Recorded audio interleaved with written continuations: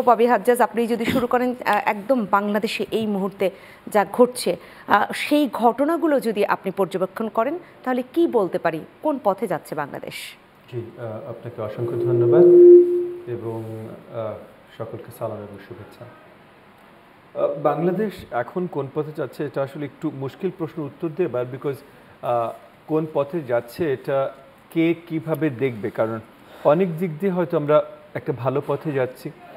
16 বছর আপনার স্বৈরা শাসনের মানে একটা বিশাল আমল পার করে আমরা শুরু করেছি আবার আমাদের গণতন্ত্র যাত্রার শুরুর দিকে কিছু হোঁচট তো আমরা খাবই, কারণ বিশালভাবে সরকারি পর্যায়ে বা পুরো স্টেট পর্যায়ে সকল ইনস্টিটিউশন থেকে শুরু করে সকল জায়গায় অনেক দুর্বলতা তৈরি করা হয়েছিল গত 16 বছর। সো সেগুলো পেরিয়ে ওঠা, অনেক কিছু ধাক্কা আমাদের খাওয়াটাই স্বাভাবিক। সেই হিসেবে এখন যেহেতু ধাক্কা খাচ্ছি, কেউ বলতেই পারে যে এই মুহূর্তে আমরা ভালো জায়গায় নেই, কিন্তু আবার আমরা ভালো জায়গার দিকে যাচ্ছি, কারণ গত 16 বছরের কম্প্যারিজনে যে কোনো কিছুই ভালো, সেটাও একটা গুরুত্বপূর্ণ দিক। সো ওই হিসেবে আমরা ভালোর দিকে যাচ্ছি। এখন আরেকটা আলোচনা আসতে পারে যে আরও ভালোর দিকে যেতে পারতাম, এই মুহূর্তে যে জায়গায় আছি এটার থেকে আরও ভালো, মানে গত 16 বছর থেকে এখন ভালো আছি, অনেক ভালো আছি, এবং সেটার জন্য অন্তর্বর্তীকালীন সরকারের দায়িত্বে যারা আছেন তাদেরকেও ধন্যবাদ জানাই। কিন্তু এই মুহূর্তে যতটা ভালো থাকতে পারতাম ততটা ভালো আছি কিনা সেই আলোচনা যদি আসে, তাহলে হয়তো আমরা কিছু দূর এই আলোচনা তুলতেই পারি যে এই মুহূর্তে মানে হাসিনা সরকারের পতনের 6 মাস অতিবাহিত হয়ে যাবার পর আজকে আমরা যে জায়গায় দাঁড়ানো, এর থেকে আরও ভালো হয়তো থাকতে পারতাম। সেটার জন্য কিছু দায়ভার অন্তর্বর্তীকালীন সরকারকেও কাঁধে তুলে নিতে হবে। সো এই যে যেমন মনে করেন গত দুদিন আগে অপারেশন কি যেন অপারেশন শুরু করে, ডেভিল হান্ট। জি, ডেভিল হান্ট, খুব চাঞ্চল্যকর একটা নাম দিয়েছেন। কাজ এখনও চাঞ্চল্যকর বড় কিছু হয়নি, নামটা চাঞ্চল্যকর। বাট এই যে অপারেশন ডেভিল হান্ট, এটা আসলো কিন্তু অনেক বড় কিছু দুর্ঘটনা ঘটে যাবার পর। শেখ হাসিনার যারা দোসররা রয়ে গেছেন, এবং অলমোস্ট সবাই রয়ে গেছেন, কাউকে এখনো ধরা হয়নি, তারা পোস্টার লাগানো, লিফটের বিতরণ, দেয়ালে চিকা মারা, এগুলো একটু রিস্টার্ট করে দিয়েছিল। এর ভেতরে শেখ হাসিনা বড় দাগে দেশবাসীর জন্য অনলাইন বক্তব্য রাখবেন, এই ধরনের আলোচনা শুরু করেছিলেন। সেটার একটা ক্ষোভের মাধ্যমে ক্ষোভের প্রতিফলন হয়েছে যে 32 নম্বরে পুরো জনগণ, যে তরুণরা যে ভাঙচুর করেছে, একদম মাটিতে মিশিয়ে দিয়েছে। এবং এর সাথে আরও অনেক জায়গায় আওয়ামী নেতৃবৃন্দদের বাড়িঘরেও, যেগুলো ওরা পলাতক, বাট ওদের বাড়িঘরে যে এরকম আক্রমণ হয়েছে, এই জিনিসগুলো মানে ধ্বংসাত্মক কোনো ধরনের অ্যাক্টিভিটিকেই আমরা মানে ইতিবাচক হিসেবে দেখতে পারি না। তবে এটা হবার পিছু তো কারণ আছে।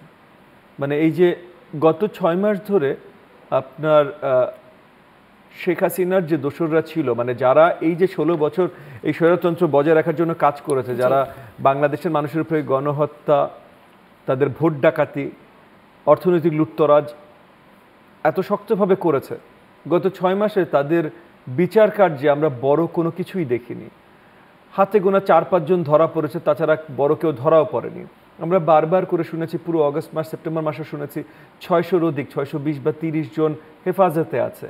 তারা হেফাজতে থেকে কোথায় গেল, বা এখনও কেন হেফাজতে আছে, কেন আইনের আওতায় আসছে না, এই প্রশ্নগুলোরও উত্তর সরকার সঠিকভাবে দিতে পারছে না, বা দিতে চেষ্টাও করছে না। আসলে এই জায়গাগুলোতে যেটা হয় খুবই নর্মাল, খুবই স্বাভাবিক, যে আপনি যদি খুনের আসামি হন, তাহলে আপনি জানেন যে যেই মুহূর্তে আপনি আইনের আওতায় আসবেন, সেই মুহূর্তে আপনি ফাঁসি বা মিনিমাম বলে যাবজ্জীবন কারাদণ্ড। তো যে ফাঁসির আসামি পলাতক আছে, সে যদি একটা চান্স পায় ভাই আবার কোনো একটা অরাজকতা সৃষ্টি করে নিজের যান বাঁচানো, সে তো চেষ্টা করবে। তাহলে গত 6 মাস ধরে একটা প্রবল প্রচেষ্টা থাকা উচিত ছিল এদের সবাইকে আইনের আওতায় নিয়ে আসা, কিন্তু সেটা হয়নি বিধায় এই যে 3-4 দিন আগে তরুণদের একটা আই গেস আমরা বলতে পারি একটা সার্বিকভাবে একটা বিস্ফোরণ ঘটলো, যে তারা 32 নম্বর থেকে সব কিছু ঘুরিয়ে দেবে, এই ঘটনাগুলো ঘটা শুরু হলো। এবং এই ঘটনাগুলো ঘটার পরও আমরা সরকারের পক্ষ থেকে বড়ভাবে কোনো অ্যাক্টিভিটি দেখলাম না, যে না আইন শৃঙ্খলা বাহিনীকে আরও অ্যাক্টিভ করা, আরও ধরান, এবং মানে ধ্বংসাত্মক অ্যাক্টিভিটির সাথেও তারা অলমোস্ট অনেকভাবেই আমরা বলতে পারি যে তারা অ্যাকসেপ্ট করে যাচ্ছেন। এরপর গাজীপুরে আমরা দেখলাম যে তরুণদের উপরে আবার পাল্টা আক্রমণ হলো, তারা আবার আক্রমণ করতে গেল, এবং এর ভেতরে কিছু গোলাগুলির ঘটনাও ঘটলো। এই সব ঘটনা চক্রের ভেতরে দিয়ে চলে আসলো আপনার অপারেশন ডেভিল হান্ট। তো এই যে এই অপারেশন ডেভিল হান্টের আসলে ডেভিল হান্টেরও কোনো দরকার ছিল না। শুরু থেকে আইন শৃঙ্খলা বাহিনীকে যদি একটা মানে একটা প্রসেসের মাধ্যমে আবার একটু তাদের শক্তি ফিরিয়ে দিয়ে তাদেরকে কার্যরত করা হতো, তাহলে আজকে এই ডেভিল হান্টের প্রয়োজন থাকতো না। সো এই জায়গায় দুর্বলতা আছে। এটা প্রয়োজন এখন পর্যন্ত আমি একটা ছোট্ট জিনিস জাস্ট অ্যাড করি যে এখন পর্যন্ত সরকার নির্বাচন যে জিনিসটা আসলে তারা করতে এসছেন, যে সরকার জনগণের হাতে তুলে দেবেন, এই নির্বাচনটা নিয়েও তারা এখনো পরিষ্কার কোনো টাইমলাইন দিতে পারছেন না। ডিসেম্বর জানুয়ারি বলছেন, তারপরের জুন জুলাই বলছেন। এটা কেন? কারণ জনগণের প্রথম দাবি, প্রথম অধিকার তো তাদের ভোটের অধিকার। এটা তো যে কোনো মানে অন্তর্বর্তীকালীন সরকার আসা বা আন্দোলন আসা তো এই ভোটের অধিকারের জন্য, এবং এই অধিকারটা আসার পর আমি বুঝতে পারছি নির্বাচন ইমিডিয়েটলি দেওয়া যেত না, কারণ এত খারাপভাবে আওয়ামী লীগ এবং শেখ হাসিনা রেখে গেছিল। বাট 6 মাস তো হয়ে গেছে, তাহলে 6 মাসে কি করলেন? আগামী আর 1 বছর থেকে 1.5 বছর কেন লাগবে? এই ধরনের প্রশ্ন কেন আসবে যদি সংস্কার চান, যদি সংস্কার না চান? পরিষ্কার থাকতে হবে না যে আমাদের এতখানি সময় লাগবে নির্বাচন দিতে, এর ভেতর আমরা দেবো। যেমন নির্বাচন কমিশন থেকে বলা হয়েছে যে জুন মাসের ভেতরে তারা তৈরি হয়ে যাবে নির্বাচন দেবার জন্য। যদি জুন মাসে তৈরি হয়ে যায়, যদি জুন মাসে তৈরি হয়ে যায় নির্বাচন দেবার জন্য, তাহলে জুন জুলাইয়ের পরে কেন দেরি করবো আমরা নির্বাচনে? সো এই যে এই প্রশ্নগুলোর তো উত্তর আসতে হবে। তো সরকারের যেমন যেটা বললাম যে দেশ সঠিক পথ, ভালো পথে যাচ্ছে, কারণ আরো অনেক খারাপ পথে ছিল, তবে আরেকটু বেটার পথে থাকতে পারতো এই মুহূর্তে, বেটার জায়গায় থাকতে পারতো এই মুহূর্তে, যদি সরকার এই জিনিসগুলো আরো পরিষ্কার করতে, খোলাসা করতো।